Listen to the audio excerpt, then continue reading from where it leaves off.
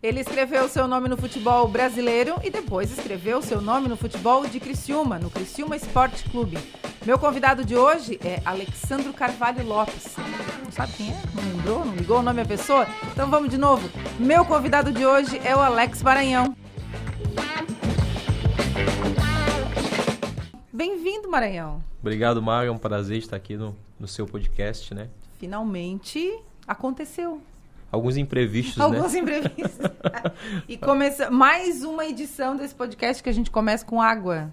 Com o Alex Maranhão e água. Vamos fazer um abaixo-assinado. Vamos fazer um abaixo-assinado. Um requerimento oficial para ter... Tu vota comigo? Tu Eu vota sou favorável totalmente comigo? a favor. Tenho meu Então, voto pronto. 100%. Eu já tenho a maioria da bancada. Quem sabe nos próximos a gente não tem um vinhozinho por aqui. Um requerimento oficial. Vamos fazer. Maranhão, vamos começar de trás para frente. Tua história com Criciúma. Como é que... O que te fez ficar em Criciúma depois de ter construído a sua história no time da cidade? A minha história com o Criciúma, ela começa em 2003, né? Poucas pessoas sabem, mas eu morei aqui no estádio. Cheguei a morar no estádio, né? Eu vim pra cá, pra Criciúma, fazer um teste quando tinha 16 anos. E morei aqui no estádio naquele tempo. Disso. Poucas pessoas sabem, poucas pessoas. E o Criciúma estava na Série A naquele tempo, muitos jogadores, Paulo Baier, muitos jogadores famosos, né? Inclusive, os jogos passavam para São Luís do Maranhão e meus familiares assistiam os jogos do Criciúma na Série A. Então tinha toda aquela empatia, morei aqui no estádio, né? E com 16 anos você já começa a formar e a vislumbrar coisas na cabeça sobre um dia ser atleta profissional de futebol. Naquele tempo eu era da categoria de base, treinado por Alexandre Pandolfi, né? O finado Pandolfi, que foi um dos maiores goleiros da história do Criciúma. Então, assim, a minha ligação com o Criciúma, ela vem desde muito longe. As pessoas acham que é de 2016 para cá, mas não é. Ela vem desde 2003, né? Quando aqui no estádio eu morei. As pessoas, eu me incluo nessas pessoas, porque eu achava que a Sim. história era mais recente. E o que te fez voltar? Voltar não só pro time, né? Mas voltar para ficar. Na verdade, tuas raízes aqui. Quando eu recebi o convite do Criciúma em 2016, eu tinha propostas de todos os times de Santa Catarina. Todas as equipes, eu tinha feito um campeonato catarinense muito bom. E aí, quando eu recebi a proposta do Criciúma, eu conversei com meu pai.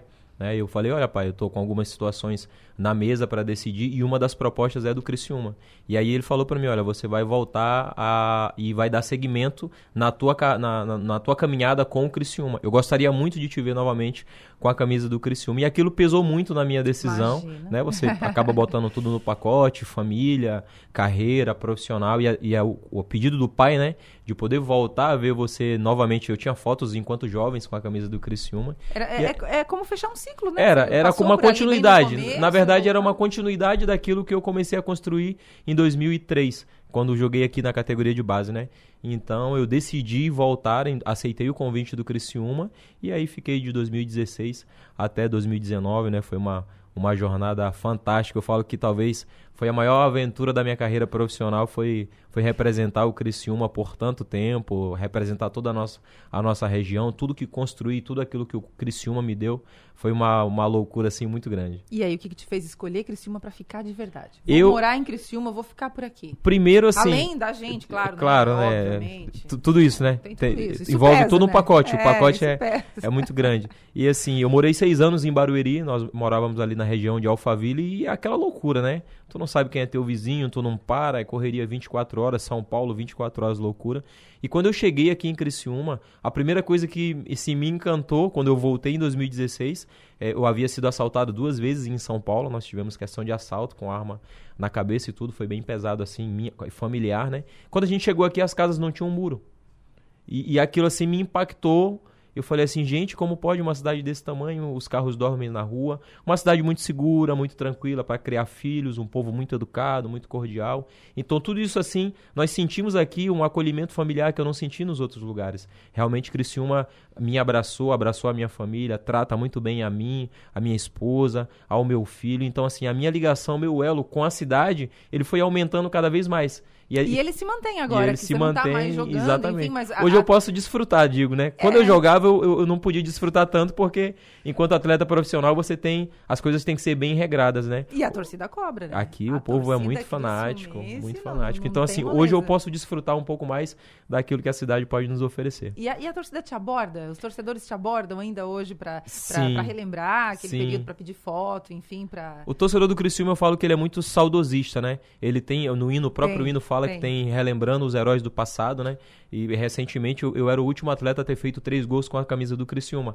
Agora teve um atleta que fez esse ano e se igualou a mim. Então, onde as pessoas me viam, não, o Maranhão é aquele que fez 3 gols, pediu música no Fantástico e tal. Então, assim, é muito bacana, é muito gostoso isso. Você vê que você conseguiu deixar um legado, você conseguiu impactar a vida das pessoas através daquilo que você fazia, através do esporte, né? O esporte, a gente fala que ele é um meio. Ele transformou a minha vida e ele transformou a vida de muitos atletas que eu falo que eram improváveis e conseguiram ser alguém na vida, ter as suas vidas transformadas através do futebol. E aqui na cidade, o povo, eu falo que o Criciúma ele é número 1. As pessoas respiram futebol, né? É uma empresa assim que tem um alcance gigantesco, não só aqui, mas a nível de Brasil também. Como é que foi o teu começo no futebol? Cara, Quando que tu soube? Não, eu quero jogar futebol, quero ser jogador de futebol, vou começar a tratar isso sério. Eu falo que assim, a maioria dos adolescentes hoje, dos jovens, eles têm plano A, plano B e plano C, né? E o Alex Maranhão, ele só tinha o plano A. Era uma bola... Tinha que dar certo. Era uma bola para brincar e não tinha plano B, né? Eu nunca gostei de carro, nunca gostei... Assim, eu vim de uma família muito humilde, então o que os meus pais tinham de condição de me dar era estudo e uma bola. Então, assim, eu fiz do futebol... Aquilo era plano A pra mim total, né? Eu via os atletas jogando, muito guri ali, 8, 10 anos, e não, quero ser profissional, que legal. Você via os caras jogando na televisão, dando entrevista, casa cheia, né? Estádios lotados, os caras dirigindo carrão, andando. Então, assim, você almejava aquele sonho de guri e você vislumbrava aquilo, né? E aquilo foi ficando cada vez mais forte, cada vez mais latente, até eu decidi ali com 13, 14 anos, eu falo, cara, eu quero ser atleta profissional de futebol e eu vou pagar o preço pra isso. E foi alto o preço? É difícil. Foi caro o duro, preço? É duro. Assim, pra gente ter uma ideia, na minha comunidade, ela tem 25 mil habitantes hoje. É uma comunidade pequena. Uhum. Eu sou o único atleta profissional da história da comunidade Vila Nova de São Luís do Maranhão até hoje. Nenhum outro atleta conseguiu se tornar profissional e ter uma carreira profissionalmente constituída. Porque o número de atletas, né, ou de jovens atletas que buscam isso é muito grande. Mas os que realmente conseguem ter uma carreira de sucesso, né, se estabilizar na carreira, enfim, não é tão grande, né? Eu digo que é 1%. De toda essa gama que... O que faz isso acontecer? Assim, só o talento? Não, é sorte? O que tem envolvido nisso? O futebol, ele é assim, o futebol ele exige muitas renúncias. Hoje eu entendo profissionalmente que o que me fez ter uma carreira sucessora, uma carreira vitoriosa, foram renúncias e muita disciplina. Eu sempre fui muito obstinado pelo aquilo que eu queria. Eu queria ser um atleta de alto nível, eu queria ser um atleta bem-sucedido, mas para me poder realizar aquilo, eu tinha que abrir mão de outras coisas.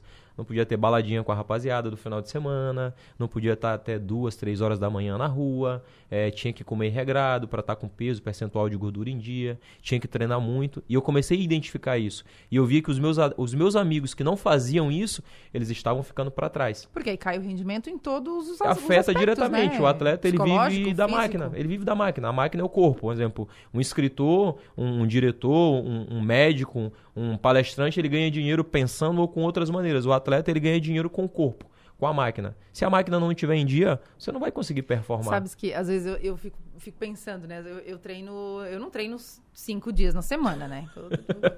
3 ou 4 já tá bom. Mas vinho tem a semana toda. Não, também não é assim. Calma lá. Mas aí eu fico pensando, né? É nessas horas, quando eu tô lá fazendo negócio, que eu fico pensando, né? Pra quem é atleta, que tem que estar ali muitas vezes, quantas horas por dia? Todos os dias? Todos os dias, 6, 7 dias por semana, né? Não, gente. É bem puxado, realmente. A rotina do atleta profissional, ela exige muito de você, porque você corre 13, 12 km todos os jogos, faz sprints em alta intensidade, o percentual de gordura tem que estar em dia, a nutricionista está no teu pé, agora tem o cara do sono, estão regulando o sono dos atletas.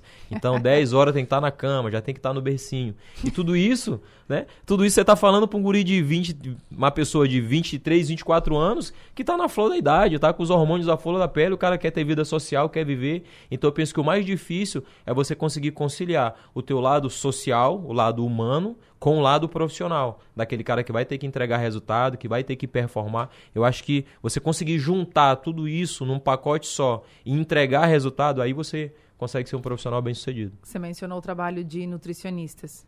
Me fala um pouquinho da tua experiência quando você jogou na China. A nutricionista Olha, não foi das melhores, realmente. Assim, na China eu digo que talvez seja o maior desafio meu, primeiro por causa do inglês, porque eu não falava never de inglês, palavra nenhuma. Não never. falava mal o português, o maranhês, como a gente brinca, né? E aí imagina você ir pra China com 22 anos sem falar uma palavra em inglês. Chegar lá, a alimentação totalmente diferente da nossa aqui. Por exemplo, eu não como pimenta. E a cidade que eu fui era a cidade que mais comia pimenta na China. Então assim, só não tinha pimenta na água. Então você imagina, emagreci 4 quilos de cara. Já de cara perdi 4 quilos. E aí, emocionalmente, já interfere. Rendimento, Nossa. a questão do sono, um exemplo. Na China, agora aqui são 3 horas da tarde, lá é 3 horas da manhã. Agora aqui no Brasil, a gente vai treinar, lá você tem que dormir. E aí quando você tinha que treinar lá 3 horas da tarde, era 3 horas da manhã, que é a hora do sono. Teu corpo está em total repouso. Então assim, as dificuldades de adaptação foram... Os 6 primeiros meses foi... Eu falo que foi na raça mesmo, foi só pela grana, porque financeiramente realmente valia muito a pena, né? Minha filha tinha acabado de nascer também.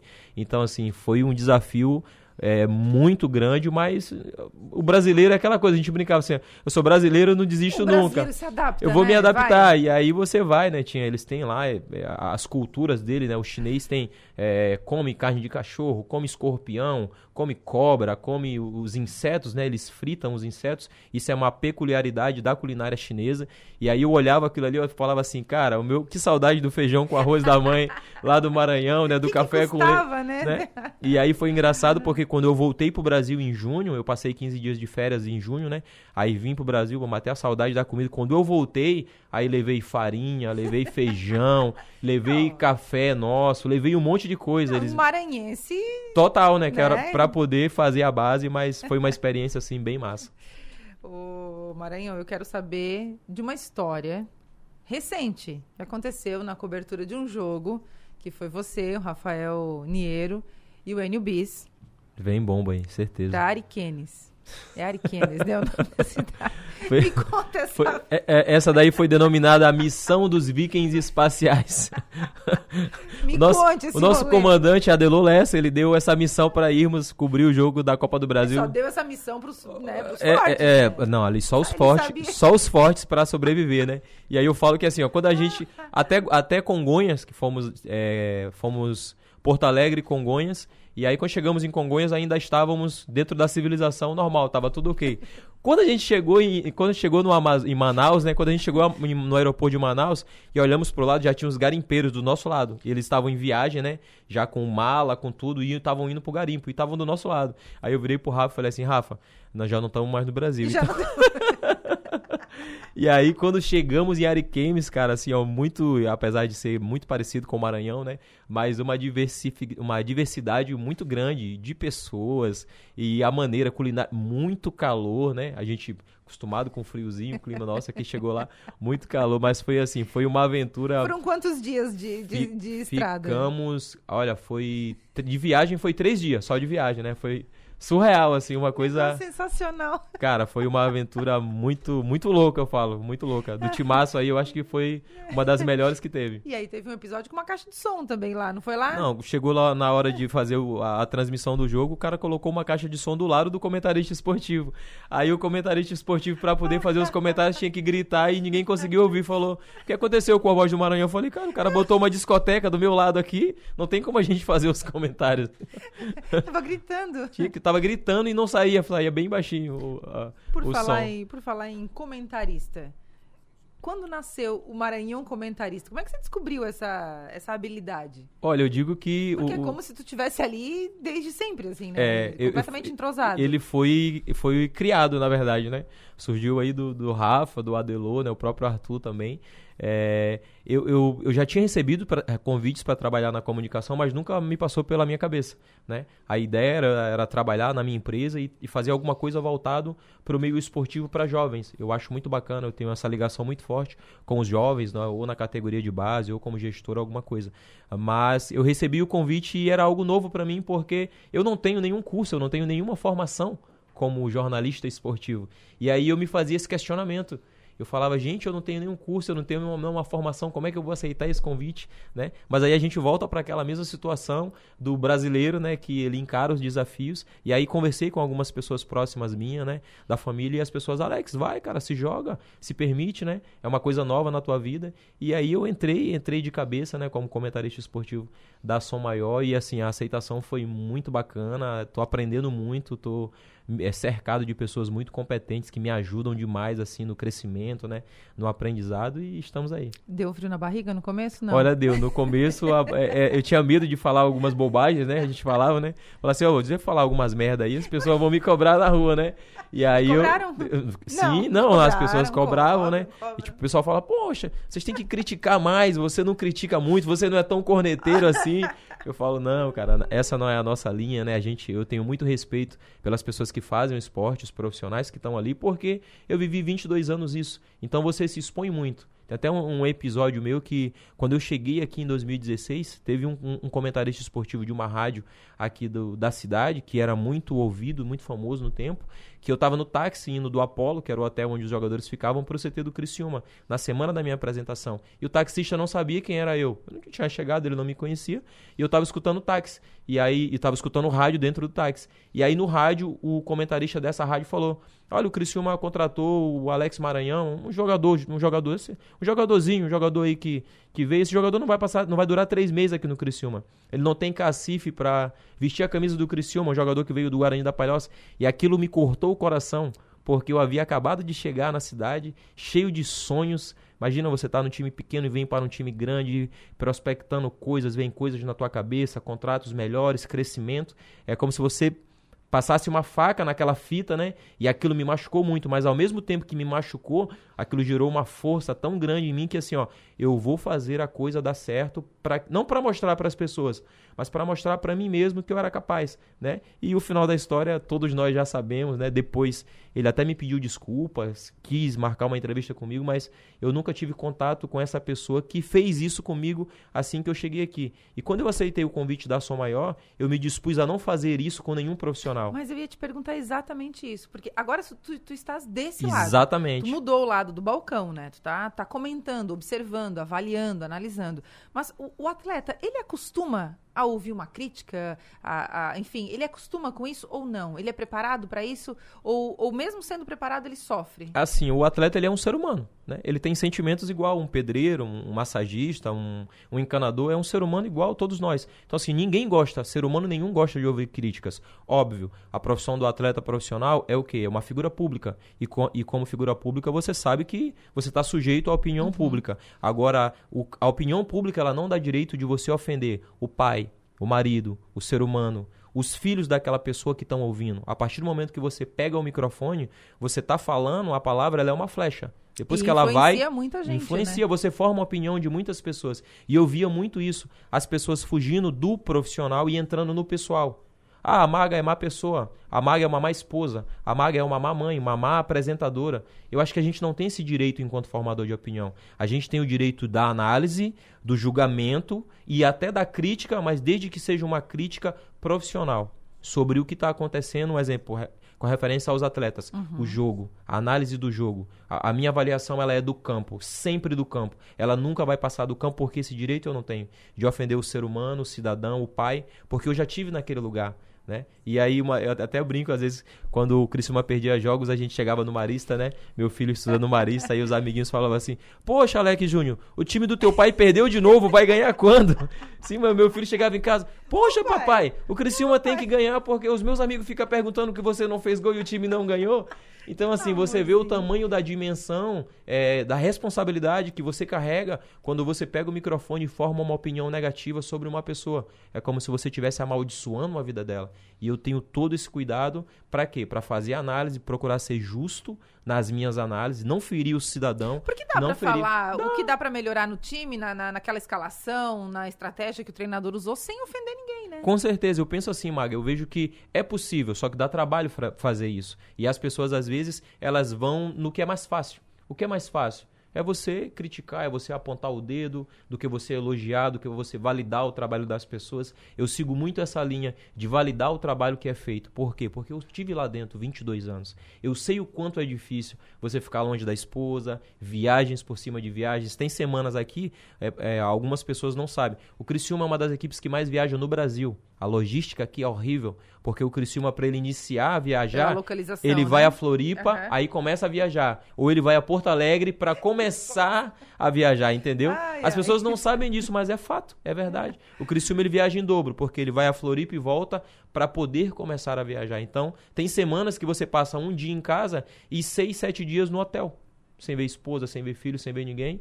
E o restante das pessoas está em casa, no ar-condicionado, no Netflix e tomando uma cervejinha. E tá tudo certo. Então, assim, a profissão atleta profissional, as pessoas que fazem o esporte, é uma profissão linda e pagam um preço muito grande, pagam um preço muito alto. Então, eu procuro valorizar e validar muito isso que as pessoas fazem. Pra gente encerrar o assunto esse assunto de análise esportiva e tudo mais, é impressão minha ou esse modelo, essa cultura de se atacar as pessoas está mudando? Porque a gente está vendo uma nova geração, uma nova leva de profissionais de comunicação, do jornalismo esportivo, de comentaristas esportivos, enfim.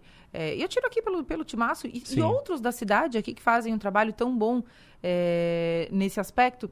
Está mudando essa cultura? As pessoas, os comentaristas estão aprendendo a fazer ter esse cuidado?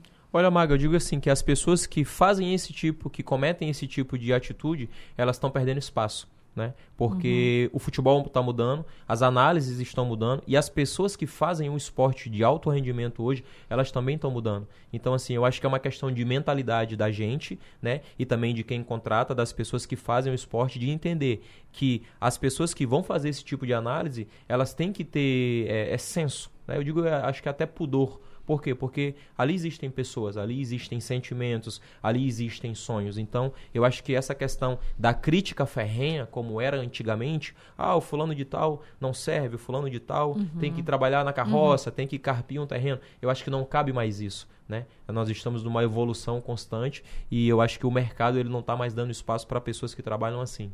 O que os 22 anos de futebol te deu de melhor? Olha, eu acho que o maior aprendizado foi de acreditar que é possível, né? Eu gosto sempre de falar isso, que assim, eu era um improvável, né? Eu era um filho de carroceiro com uma analfabeta que tinha tudo para dar errado e que deu certo. Mas esse deu certo, né? Nós sabemos que esse deu certo Leva muito tempo para acontecer de uma hora para outra, ele né? Demorou 22 anos para acontecer o deu certo, né? Eu brinco. Poxa, deu certo. O primeiro feito foi o quê? 3 dias de ônibus de São Luís do Maranhão para cá. Então, assim, só ali já foi um guri de 16 anos, sem pai, sem mãe, sem ninguém, sozinho, só com uma autorização debaixo do braço. Então, você largar tudo e falar assim, cara, eu acredito e eu vou. Então, assim, eu acho que o futebol, ele foi, pra mim, ele me deu tudo, mas o maior aprendizado que ele me deu na vida foi de que aquele guri que andava descalço nas ruas de São Luís do Maranhão, que tinha um pai analfabeto, que tinha uma mãe analfabeta com um pai carroceiro, foi possível para ele. Alguém estendeu a mão, alguém oportunizou, alguém pagou a minha passagem, alguém acreditou e eu fui lá e fiz acontecer. Então, assim, para mim o maior aprendizado que esses 22 anos me deu foi de que é possível. O ser humano, ele é possível aprender, é possível você se transformar, é possível você ser um ser humano melhor desde que você queira e pague o preço para acontecer. E qual foi a maior emoção que tu viveu dentro de campo? Cara, assim... Ou quais, né? Porque eu acho que é difícil citar uma só. São muitas, né? Dá pra citar umas 3 aí, então. Dentro de campo, assim, pra mim, o ápice da minha carreira foi quando a gente conseguiu levar um time pequeno, que era o Grêmio Barueri, para jogar uma competição internacional. Era uma coisa impensável, assim, era inimaginável, e nós conseguimos levar o Grêmio Barueri para disputar a Copa Sul-Americana de 2011, né? Eu tive uma alegria muito grande também com o Paysandu, quando nós tiramos o tetracampeonato do Remo, foi uma coisa assim que parou a cidade, foi lindo. Então, assim, Belém do Pará é um povo apaixonante, né? E aqui em Criciúma, o Criciúma me deu... Eu tenho uma filha aqui na cidade, né? Que foi formada dentro do esporte aqui na cidade de Criciúma e que hoje joga no Santos, foi convocada 3 vezes para a seleção brasileira, que é a Tainá José, que eu falo que é o nosso amuleto, né? É o xodó da nossa família. E foi fruto também desse relacionamento meu com o Criciúma. O Criciúma me proporcionou isso também. Formou a minha filha, formou o caráter dela através da Fundação Municipal de Esporte, depois através das meninas carvoeiras, né? E se ela está onde ela está hoje, na seleção brasileira e no Santos, a gente deve isso ao Criciúma. Então, assim, o esporte ele me proporcionou momentos como esse, assim, que eles marcam a gente, tocam a gente, porque são coisas que realmente a gente vai levar para sempre. Por tudo que tu me relatou até agora, seja da Tainá, seja da tua história, e do quanto o esporte pode transformar a vida, não só de uma pessoa, porque impacta em Com certeza. todas as pessoas próximas, né? Tu considera que falta ainda um olhar mais sensível, falta investimento, falta cuidar melhor do esporte? Com certeza, Maga. Aqui em Criciúma tem um trabalho muito bonito. Eu sou muito amigo do Neto, que é o secretário de esporte, mas eu ainda acho que há margem para fazer melhor. Eu acredito muito nisso. A gente já foi em vários projetos sociais aqui, no bairro Renascer, Nunca Pare de Sonhar também, na Mina 4. Você participa de projetos sociais? Sim, lá no Nunca Pare de Sonhar. O próprio Marista também faz com muita maestria isso, né? E nós sabemos que o esporte, ele é um meio transformador de vida, né? Ele é um meio, já diz a palavra, meio. Ele te dá a possibilidade de transformar a tua realidade, de mudar a tua realidade. Então, assim, por que não investir nisso? Por que não trabalhar melhor? Por que não oportunizar mais pessoas, abrir mais portas, tirar as pessoas da rua, tirar os meninos do tráfico, tirar os meninos de um mau caminho? Eu enxergo isso como um meio. Eu acho que é um meio, né? Nós sabemos que tem a educação, mas o esporte, ele tem esse poder, né? De colocar na cabeça do atleta, do jovem, que através do esporte ele pode transformar a vida dele e de todas as pessoas que estão em volta dele. Então eu acho que isso é uma coisa que poderia sim ser trabalhada e ser vista com mais bons olhos aqui na nossa região. Vou te fazer uma pergunta agora um pouquinho mais delicada. A gente está acompanhando um escândalo, né, envolvendo alguns jogadores de futebol com relação a apostas, né? Eu queria saber a tua opinião a respeito disso. Você chegou a acompanhar esse assunto? Está por dentro do assunto? O que tu pensa a respeito disso? Olha, Maga, é triste. O que eu posso falar para ti é isso. É triste porque o futebol, ele é um esporte bonito. É o maior esporte do mundo, né? O futebol, ele movimenta multidões, milhões. É uma coisa que é apaixonante quando você mexe com o sentimento, quando você mexe com as emoções. E eu gostaria muito que ficássemos nesse âmbito. Mas, infelizmente, existe os jogos de interesses, né? Os poderes que envolvem os bastidores do futebol. E essa questão da máfia das apostas, inclusive eu estou fazendo uma pesquisa sobre isso, é muito triste porque é só a ponta de um iceberg. Ele é muito mais profundo, como a gente fala, o buraco é muito mais embaixo, tem muito mais sujeira embaixo do tapete do que simplesmente cartões, escanteios, expulsões. Isso é triste por quê? Porque você coloca em xeque toda a credibilidade de quem faz o esporte. Um exemplo, eu tenho 22 anos de profissão, eu já ganhei dinheiro para ganhar jogos, que é o famoso bicho, né? Maga, vamos te dar aqui 50, 60, 100 mil para vocês ganharem os jogos. Até aí tudo ok. Agora, você ser bonificado, para você perder, para você ser expulso, é como se você estivesse se vendendo. A sensação é essa. Você está se vendendo, né? Então, é uma coisa muito triste que está acontecendo, infelizmente, no futebol brasileiro. Já aconteceram em outros países, mas que hoje está mais latente aqui no nosso esporte. É muito triste. Alex, agora eu quero saber, o que o Alex está fazendo agora, depois que... Né, agora já pode tomar um vinhozinho, pode curtir um pouquinho mais, né? Pode ficar até um pouquinho mais tarde na rua. O que o Alex está fazendo da vida? Olha, eu tenho uma empresa de agenciamento, né? Trabalho com políticos, com parlamentares, trabalho com atletas também, que é o meu foco principal hoje, né? Estou como comentarista esportivo da Rádio Som Maior.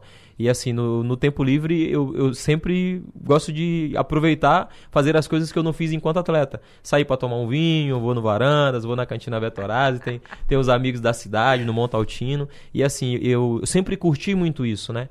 Enquanto atleta, 10 horas você já tinha que estar em casa, a patroa já estava, já toma só 2 taças. Hoje não, hoje já pode ir uma garrafa, né? Já pode curtir um bailezinho. Então, assim, tô procurando aproveitar as coisas boas que a nossa cidade nos oferece, né? E que nós sabemos que também é bom porque somos ser humano e você tem o direito de se divertir, né? Também, né? Tem que aproveitar um pouquinho. Tem que aproveitar, né? Tem que molhar as palavras porque é importante. Tá feliz? Eu tô feliz. Tá realizado? Eu, assim, enquanto atleta, 100%, né? E hoje, vivendo uma nova fase, você começa a ver que existem outras perspectivas, porque, assim, enquanto atleta, você fica... É como se fosse um mundo. Você é fechado naquele mundo do atleta. 24 horas atleta profissional de futebol. E hoje não. Hoje você consegue ser comentarista esportivo, hoje você vai buscar o filhão na escola, hoje você vai tomar um vinho com os amigos, faz uma viagem, consegue pensar em outros projetos. Então, assim, tá se abrindo uma gama legal de coisas para fazer, isso que eu tô curtindo, tô procurando viver isso aí intensamente. Então tá bom. A gente teve que molhar as palavras assim dessa vez, né, Alex? Infelizmente, não foi com vinho. Não era o que queríamos, né? Não era o ideal, não era o ideal. Não era esse o projeto que a gente tinha protocolado. Que tínhamos planejado. Mas tá tudo certo. Obrigada, viu? pela honrosa visita a este estúdio para participar do Ninguém Morre de Tédio. Fiquei muito feliz que tu veio. Eu que agradeço, né? Parabéns pelo espaço, né? Parabéns. O Ninguém Morre de Tédio hoje é uma realidade, né? É uma coisa, é um evento muito bacana que você comanda com maestria e fiquei muito feliz pelo convite. Foi um prazer participar com vocês. Obrigada. Espero que da próxima possamos, né? Brindar com um vinhozinho. Eu faço né? questão de providenciar essa próxima vez aí, só pra gente molhar as palavras um pouquinho diferente. Saúde. Esse foi o Ninguém Morre de Tédio com água e com Alex Maranhão, que veio contar um pouquinho da sua história no futebol e a sua história com Criciúma. Esse episódio já está disponível no YouTube e no Spotify. E na edição dele eu tenho Ana Clara Vasconcelos, na produção a Roberta Martins e a apresentação comigo, Maga Estopassoli. Semana que vem a gente está de volta. Até lá!